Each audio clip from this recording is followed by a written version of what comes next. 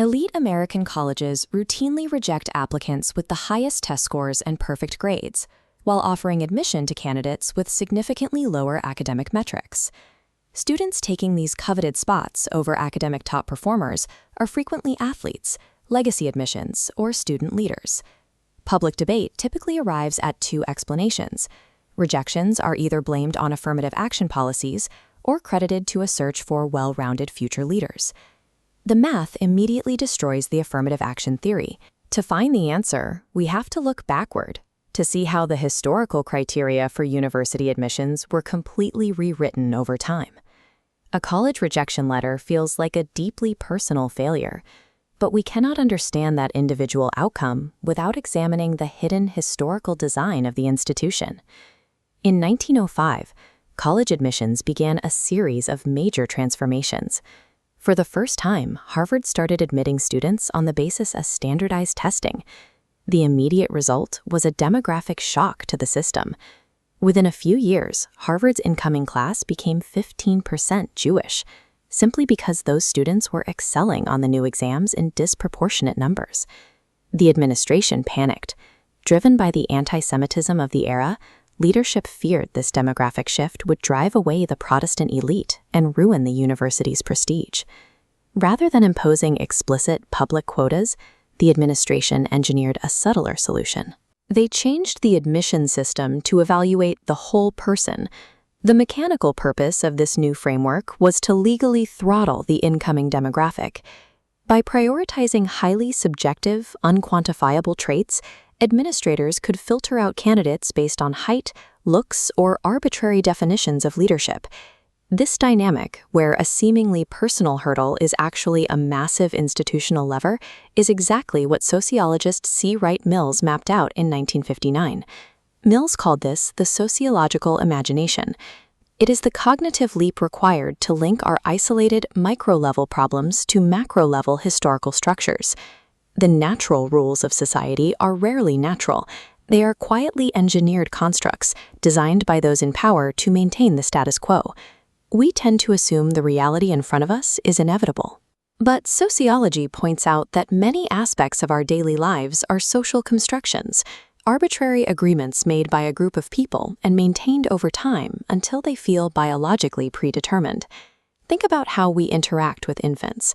A baby's biological sex is almost always the very first data point society demands to know before initiating an interaction. If observers cannot determine the sex, they ask. To bypass this constant questioning, parents engage in a visual signaling protocol, dressing the child in pink or blue, specifically to preemptively direct observer inquiries. Those visual cues trigger highly specific behavioral protocols. We speak differently to a child in a pink cap than to a child in a blue one. Through repetition, this feedback loop molds how children move their bodies and eventually how they define their own identities. This process of construction scales up from individual identity to collective group action. It is the invisible mechanics behind what sociologists call social order. Consider a standard university lecture hall. Hundreds of diverse individuals sit in uniform silence. Why does this highly coordinated behavior happen so consistently? Economists argue this is driven by rational incentive. A student wants a good grade or a letter of recommendation, and silent attention is the calculated currency required to buy that outcome. Sociologists look deeper, pointing to socialization. We internalize the behavioral norms of a classroom starting in early childhood. The expectation to sit quietly becomes an unconscious code of conduct written into our operating system. Another theory focuses on shared symbolic values. The lecture hall is treated as a respected, almost ceremonial space, part of a larger moral universe that demands specific deference. A functioning society does not hold together by default. It relies on overlapping, invisible systems of control to prevent constant disruption. The idea that external forces dictate our actions was formalized by Emil Durkheim. He argued that sociology must study social facts, aspects of social life like the economy or religion that exist independently of any individual. According to Durkheim, these social facts exert a tangible social constraint over our daily choices. Think of a person standing in a room. The physical placement of the walls and doors strictly limits their available pathways. Social structures act exactly the same way. placing rigid boundaries around what we can easily do in life. This introduces a core debate in the social sciences. If our pathways are heavily dictated by our class, gender, or race, is individual free will an illusion? We can test this by re-examining the college admissions case study, this time looking through the lens of individual agency rather than institutional control. In 2002, researchers Alan Kruger and Stacey Dale published a study comparing the income trajectories of students who attended elite Ivy League colleges against those who were accepted to the Ivy League but chose to attend state-level schools instead.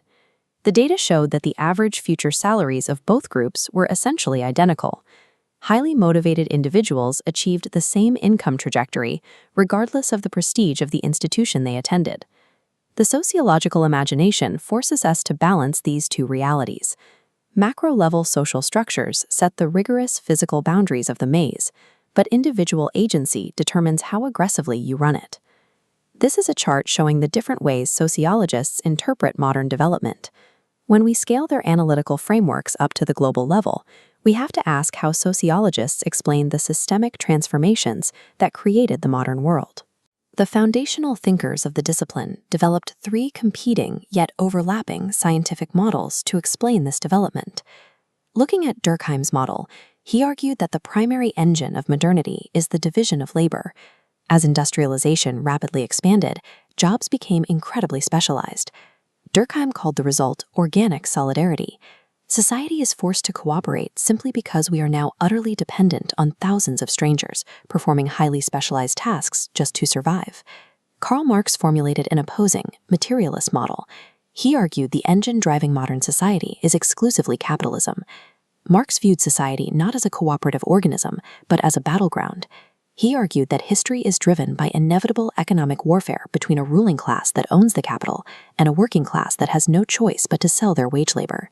Max Weber offered a third alternative. He argued that the engine of modern development is a process called rationalization.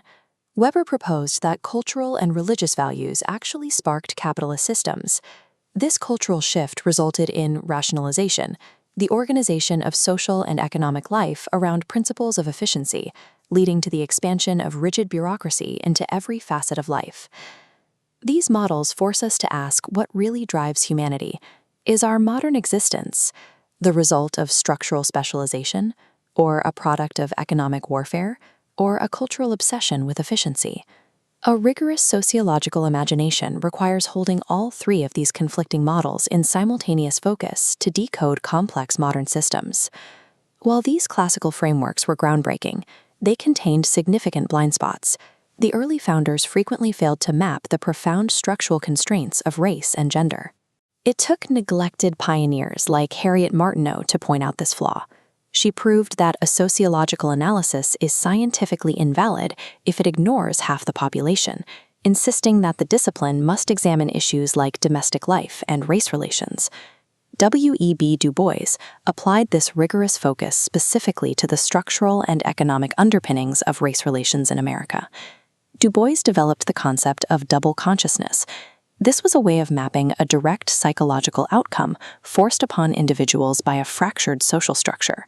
He explained how historical trauma and structural segregation literally split the identity and self-concept of marginalized groups, forcing them to view themselves through the eyes of a world that looked on in amused contempt. Du Bois co-founded the NAACP, applying rigorous social analysis to direct structural mapping and societal reform. True sociological imagination is an intellectual weapon. It allows you to see the invisible wires controlling society, which is the necessary first step to cutting them.